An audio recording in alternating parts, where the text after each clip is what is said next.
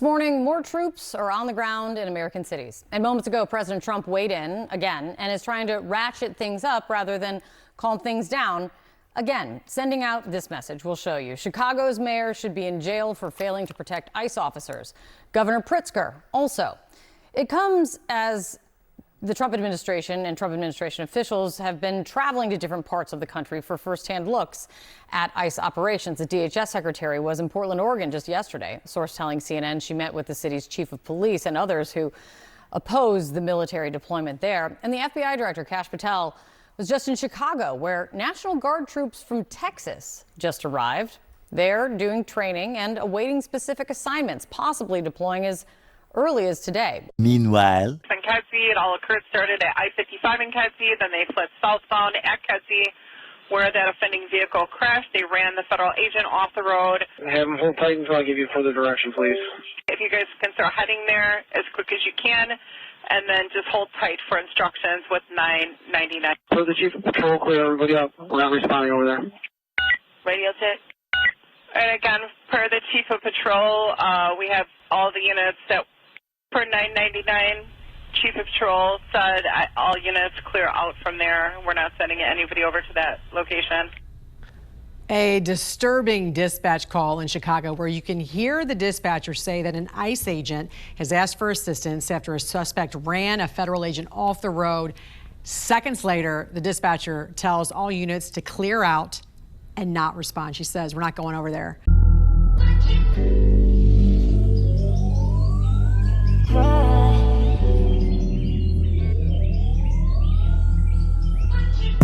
double up. 3 or 4 times, I ain't telling no lies. Yo, what is good, YouTube? Welcome back to another video. I'm your host, the conservative libertarian here, and we got another one for you. You all know what's going down over there in Chicago. The National Guard has now been deployed to Chicago to help ICE agents and federal law enforcement do their job. As we all know, Chicago and the mayor there, Chicago Brandon Johnson, does not mess with the Trump administration. Neither does Pritzker, I think that's his name, the governor of Chicago as well, does not mess with Trump. And it's really hard to, I guess, be on the side of these Democrat lawmakers right now who are actively going up against Trump and his agenda just because they want to protect illegal immigration and, protect their sanctuary city laws, when if they just comply with the administration and just, did what the president asked them to do, get rid of their immigration laws, their illegal immigration laws, get rid of those, get rid of the illegal immigrants that are living in your city, your criminals, let us access into your jails so they can go in there and do what they need to do to get rid of the illegal immigrants who are criminals in your jails.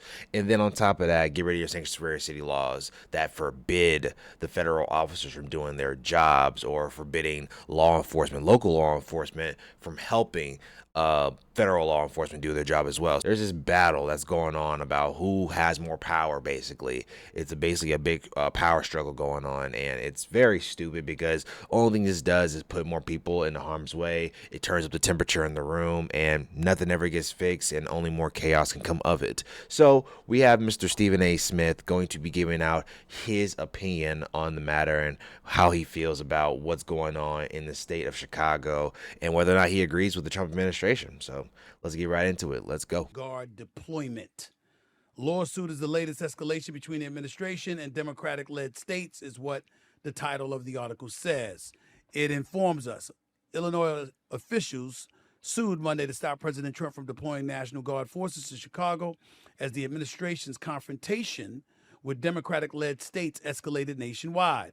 On Saturday, Trump ordered the federalization of 300 Illinois National Guardsmen over the objection of Governor J.B. Pritzker, contending that emergency conditions beyond the control of civilian authorities are impeding the enforcement of federal immigration law. The administration over the weekend also ordered the federalization of 400 soldiers of the Texas National Guard for deployment where needed, including to Chicago and Portland, Oregon, another of Trump's targets. Monday's lawsuit filed by the state of Illinois and the city of Chicago argues that Trump's Chicago order reflects a long-standing hostility to the city and its leaders rather than a true emergency requiring a military response. It cited Trump's comments stretching back more than a decade, including a 2013 social media post where the future president said, quote, "We need our troops on the streets of Chicago, not in Syria. where the militant group Islamic State was then expanding during a chaotic civil war. A new case follows an extraordinary weekend over legal maneuvering in Oregon. U.S. District Judge Karen Immergut on Saturday halted the federalization of 200 Oregon National Guardsmen for similar purposes there. Trump then responded by ordering 300 federalized California Guard troops to Portland, spurring Immergut, a Trump appointee, to issue a broader order that temporarily blocked the president from deploying any National Guard troops to the state. Ladies and gentlemen, here's the deal. Trump has no business doing what he's doing. It's utter bullshit. And it's deflectionary. Because it's not an accident that so much of this has escalated since the whole Epstein files riled the right, meaning the MAGA right. I mean, we were born at night, not last night. Okay? Let's get that out the way first. This is BS. And the reason why I call it BS is because it is universally recognized, constitutionally recognized, that the president can do that in a place like Washington, D.C., because Washington, D.C. is run by the federal government. But in states in our republic, the governor is the commander-in-chief of that respective state. It is not the president. So when you order the National Guards for Oregon and the governor of Oregon and the attorney general for Oregon says we don't need you, and you do it anyway, you're going to get a ruling like the Trump-appointed judge ruled against him. When you try to do that in Chicago or Maryland, Baltimore, for example, no, that's going to happen. When you try to do it in Chicago with Illinois and Governor Pritzker, that's going to happen. Okay, you try to do that stuff in New York with Governor Hochul or somebody, that's going to happen. You try to do it in California with Governor Newsom, you're going to see lawsuits all over the place.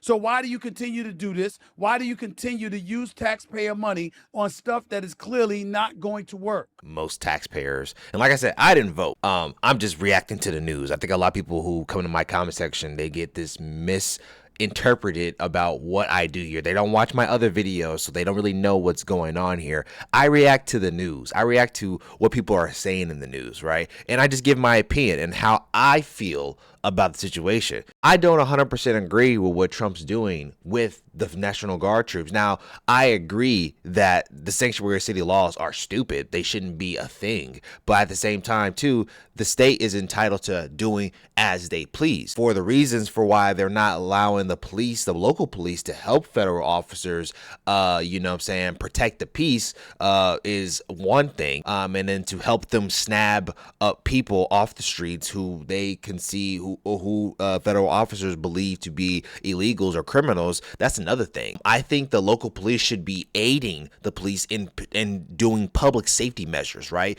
Protecting the peace, making sure the rioters don't get out of control, right? What we're seeing is that the protesters who are there, some protesters, not all of them, but some of them are agitators. Some of them are agents of chaos. They want to run amok. They want to destroy things. We don't want that happening to our federal officers because, in my opinion, and this is my opinion, they're just trying to do their job. They're not in control of what goes on, right? They only are told what to do. When you're a part of the military, when you're part of the armed forces, the federal law enforcement of the country, yeah, you listen to the orders. And if you don't want to serve in the federal law enforcement, then you don't have to work. You know what I'm saying? You don't have to work. And shit, if all federal law enforcement went on a big ass protest and said, nah, we're not doing that, then I would, that would be a different thing. But none of them are doing that because I think a lot of people understand that they need to keep their jobs,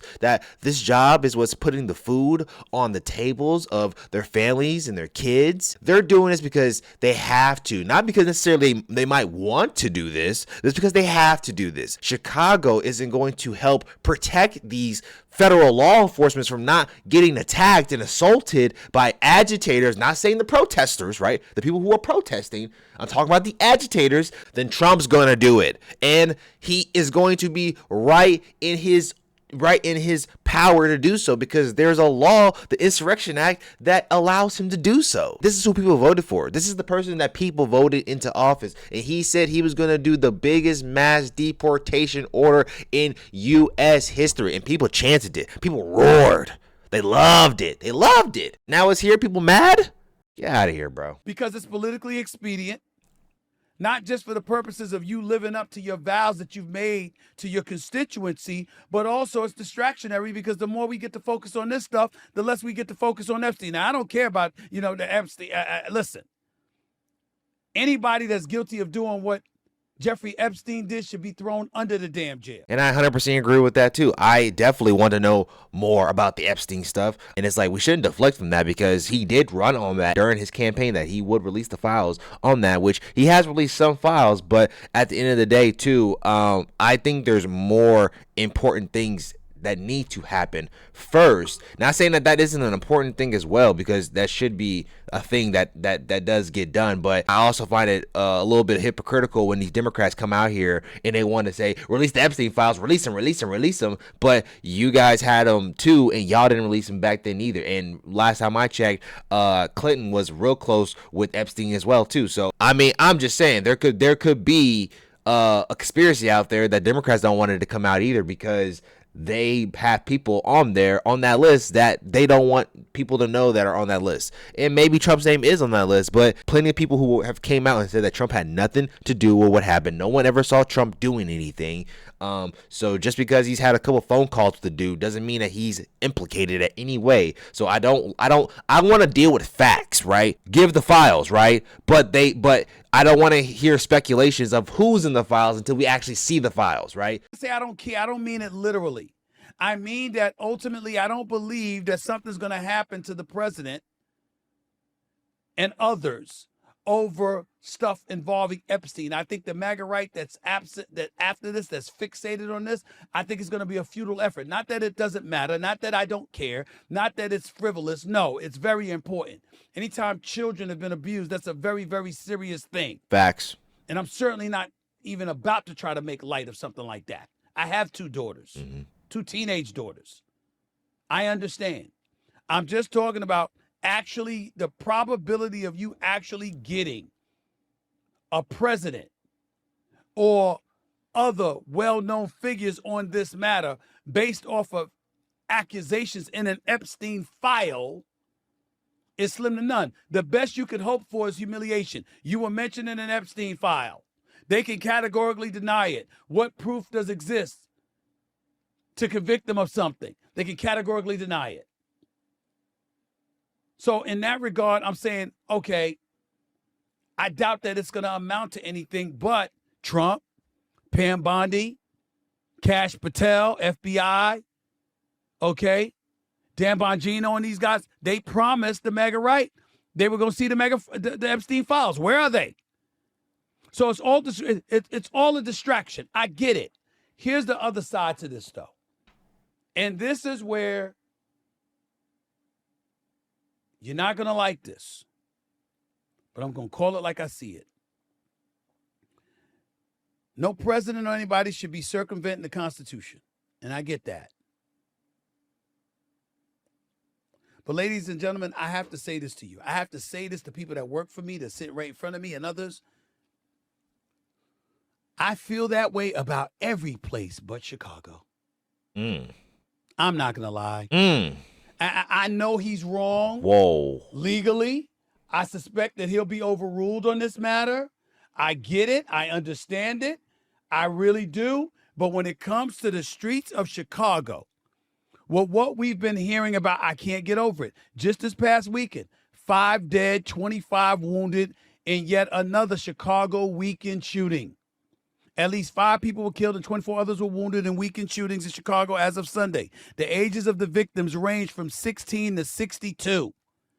In the first shooting of the weekend, police responded to a person shot around 7:45 p.m. in the 900 block of West 85th Street and found a man inside an apartment with a gunshot wound to the head. The victim was pronounced dead at the scene. His age was not released. Officers searched the area and found another man of unknown age in the alley who was shot in the torso. The victim was taken to Christ Hospital, where he was pronounced dead. Preliminary investigation indicated that both men were shot inside the apartment.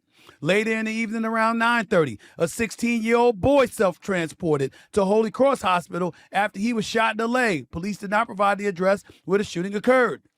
The victim told officers that he was walking outside when he was shot by an unknown person riding in a black SUV.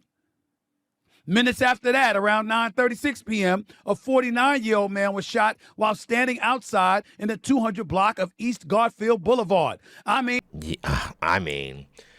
not even going to play the rest of that because, like, bro, if you even know a bit about Chicago, you know that the violence there is abhorrent. It's something out. You would think this stuff is out of a comic book.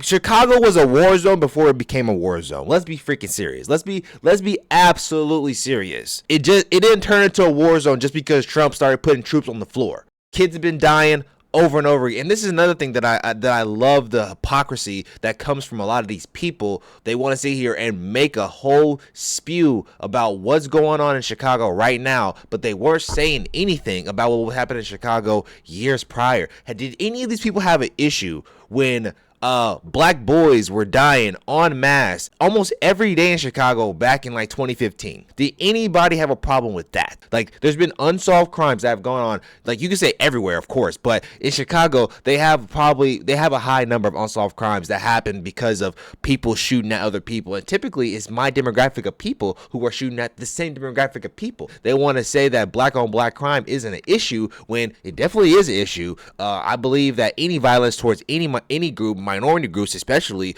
but to any group going back and forth inside of their own community is a problem. Same thing with white on white crime. That has to be addressed too. I don't like this is fake outrage. Like, this is fake because everyone knows, everyone should be on the side that, yeah, Trump, the Chicago needs to be like, in control, needs to get under control. Yeah, because we've heard too many stories about Chicago. Chicago's a bad city. No one wants to go to Chicago. No one visits Chicago. You know what I'm saying? No one wants to walk down the street of Chicago at night. Like, we just had we have like 50 murders or 50 shootings on Memorial Day, like not too long ago, a couple weeks back, and like 10 people died. Like, come on, bro. Like, I'm not falling for it. And to everybody who might have a problem with my critique or my opinion on how I see this matter, I'm sorry, you're not meant to make me vote on this, because this is something that needs to happen, right? We need to protect federal law enforcement. They're just doing their jobs,